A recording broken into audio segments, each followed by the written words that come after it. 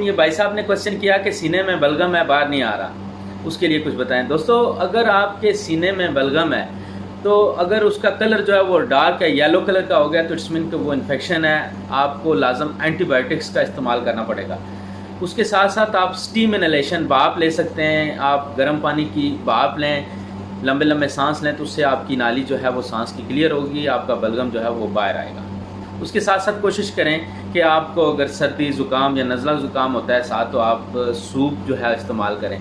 जितना आप सूप इस्तेमाल कर सकते हैं, वेजिटेबल, मटन, चिकन, जो भी आपको अच्छा लगता है या जो आप इस्तेमाल करते हैं वो आप इस्तेमाल करेंगे। उससे आपकी बॉडी में हीट आएगी, आपका पसीना आएगा और वो बलगम क्लियर होगी।